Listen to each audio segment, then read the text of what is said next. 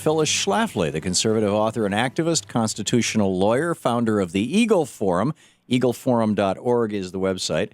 And the author of a new book, or actually updated and expanded, reprinted edition, 50th anniversary edition with a foreword by Ron Paul, A Choice, Not an Echo. In fact, I think this was one of your first books, wasn't it, Mrs. Schlafly? It was my first book, and of course nobody ever heard of me, so I published it myself, sold $3 million out of my garage. That's remarkable. And that's what started the conservative movement. You're right.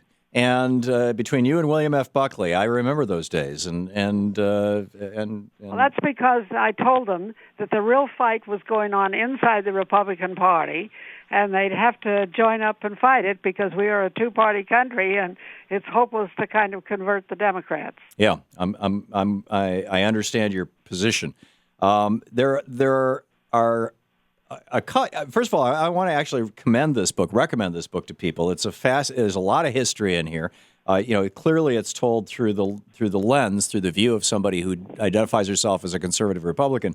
That notwithstanding, it's a very, very well written book. There were two pieces in your solutions where I completely agree with you, as I think you already know, and I just want to highlight these and get your take on them, particularly in the context of Jeb Bush's nomination. I'm looking at page 260, and you're talking about Jeb Bush has many fatal liabilities, and you get into that. But then you say, here are the things we need to do. Number one, bringing supremacist judges under control and restoring America's self-rule. We must reject rule by robed masters who believe the U.S. Constitution is a living document which they can reinterpret according to their own preferences and evolved standards. I just recently, maybe 6 months ago, reread your book, The Supremacists, FYI, and I still think it's brilliant. And then the second one was protection of American workers. We must terminate or renegotiate the trade agreements that pretend to promote free trade, but actually are a cover for outsourcing good American jobs, insourcing foreigners to take jobs away from Americans, and allowing foreign countries to discriminate against U.S. products. I believe that whichever political party takes these two things on and says, these are at the core of our principles, that party will never again lose an election. I agree with you. Those are the key issues because Obama has really been wiping out the middle class. In fact, the whole policy of free trade has been doing that. It used to be that we had a great middle class in this country. The average guy who did not have a college degree could get a good job, maybe paying $50,000, and he could support a full-time homemaker. And there were a lot of enemies of that. The feminists wanted to get rid of full-time homemakers. And of course, the big businesses wanted to outsource the jobs overseas, which they succeeded in doing.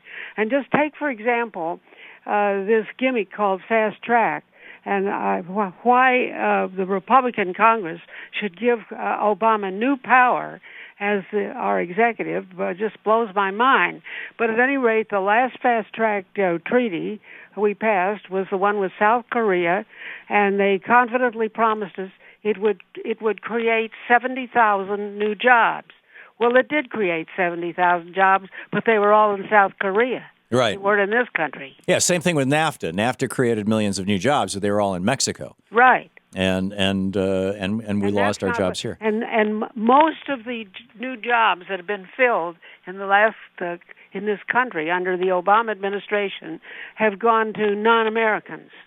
And they're low-paying jobs. I mean, we're seeing a recovery that's a recovery for millionaires and billionaires and stockholders and savers, but it's not a recovery for working people and the working poor in particular. I'm with you on this. I'm curious. You kind of blamed this on Obama. Arguably, it was Bill Clinton who signed NAFTA. It was Richard Nixon who really started pushing for this stuff, and Reagan who started pushing more aggressively. I think this is a sin of both parties. I know of a bunch of Democrats. Sherrod Brown has been on this program many times, a senator from Ohio, saying we should get out of all these trade agreements. Jan Schakowsky, Keith Ellison, Raul Grijalva, Democrats in the House of Representatives, the Progressive Caucus. In fact, I would guess that the Progressive Caucus is almost unanimous in their opposition to these free trade agreements. This is where Obama is finding his opposition, is in the Democratic Party to he calls it the Trans-Pacific Partnership. I call it the Southern Hemisphere Asian Free Trade Agreement, SHAFTA, SHAFTA. But I don't know of any Republicans who are opposed to free trade. Do you? Well, don't pin me down on that. I'm getting kind of rusty on names. Well, how do we get? I mean, I think that we need to wake up both parties in my books and writings, and because I think it's just been all a disaster, and we have to pay attention to rebuilding the middle class and good American jobs. I totally agree. So how do we? I can see how the Democratic Party is being moved on this. There are a lot of activists who are pushing really hard, and this is one of the reasons why Obama has not gotten fast track and passed TPP yet, who are pushing really hard against the president on this, the White House, and Democratic members of Congress. How do we get the Republicans on board with this? This is your bailiwick. What I think and what I've written about is that we are a two-party system. And I think you will go nowhere. It's a dead-end road if you go down a third-party route, libertarian, independent, or so forth. I agree. If you want three parties, move to one of those European countries. They all have lots of parties. Right. But we have a two-party system. I do not believe I can convert the Democratic Party, despite they hit it right on one issue. But it's the fight. The big fight is in the Republican Party. And that's why I urge people to be active and get ready to be a delegate to the next national convention, which will be in Cleveland in 2016, and not let the powers that be, run by the Chamber of Commerce and other big boys who think they're important, talk us into a loser. They've given us a whole series of losers because they don't really care who wins. They play the bipartisan tune and get along and so forth, and that's not what we want. We want fighters to stand up for America. You realize you're sounding like Elizabeth Warren. The game is rigged. Now, don't insult me. No, that was the highest praise I can give. We're talking with Phyllis Schlafly, the conservative author and activist, constitutional lawyer, founder of the Eagle Forum, eagleforum.org. Her new book, which is the A Choice, Not an Echo. Yes, which is a reprint of her very first book, and it has been expanded, and there's a new foreword by Ron Paul, is titled A Choice, Not an Echo, the updated and expanded 50th anniversary edition. And they did all the same things, all the same shenanigans after 1946. So it's the same story. You're right. It's funny. Somebody stopped me in the grocery store and said, "I just read your new book, and it sounds like the last half was written by the same person who wrote the first half." Which it was, of course. Of course it was. Yeah. Of course it was. I write my own stuff. Right. I know you do. You're a national treasure. As much as I disagree with many of your politics, there are some areas where we absolutely agree. We have just 1 minute left, Mrs. Schlafly. You are a strong opponent of Jeb Bush. What should Republicans do to keep him off the ticket? What can Democrats do to help? Well, you've got to get conservative delegates to the next Republican convention. And you've got to say we don't want the establishment to pick the candidate and give us another loser.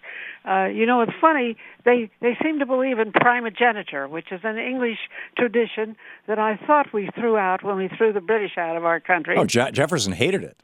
Yes. That was one of his first pieces of legislation, was to end it.